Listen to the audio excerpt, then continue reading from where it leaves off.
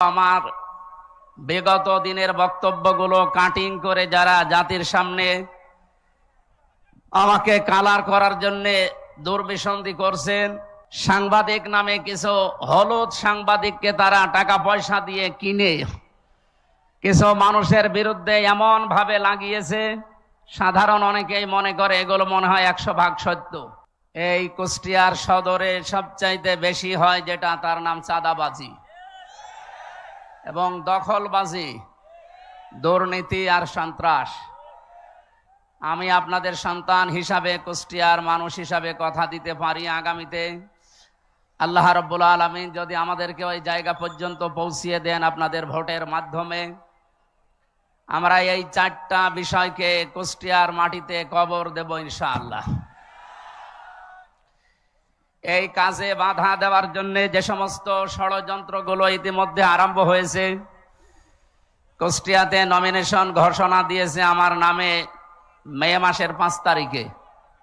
এরপর থেকে অনবরত আমার বিগত দিনের বক্তব্যগুলো কাটিং করে যারা জাতির সামনে আমাকে কালার করার জন্য দুর্বিসন্ধি করছেন, আমার বিশ্বাসে জাতি কোনো দুর্বিসন্ধি আপনাদের মেনে নেবে না ইনশাআল্লাহ।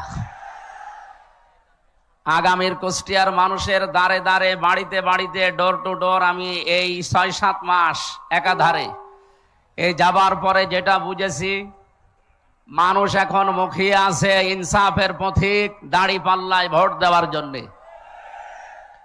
আমি আপনাদেরকে কথা দিতে পারি, আগামীতে কুষ্টিয়ার আপামর জনতা, বিশেষ করে বিভিন্ন শ্রেণী পেশার মানুষকে যারা বিশেষজ্ঞ, আল্লাহ পাক যদি আমাদেরকে কবুল করেন, এই মানুষগুলোকে সঙ্গে নিয়ে কুষ্টিয়ার উন্নয়নমূলক কিছু মহাপরিকল্পনা নেওয়ার উদ্যোগ আমরা অলরেডি করেছি এবং সেগুলো বাস্তবায়ন করব ইনশাআল্লাহ।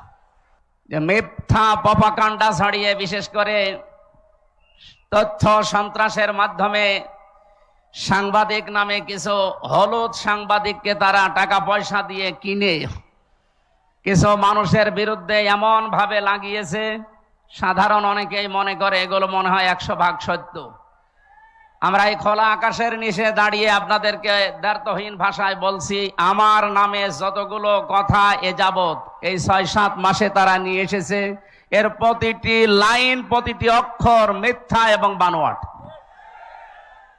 3টা বছর জালেমরা আমাকে জেলখানার অন্ধ প্রকোষ্ঠে, আয়না ঘর এবং ফাঁসির কন্ডেম সেলে খেয়ে না খেয়ে যে কষ্টের ভেতরে তারা রেখেছিল, প্রায় 700 পৃষ্ঠা আমার নামে তারা অভিযোগ দায়ের করেছিল সরকার আদালতের কাছে।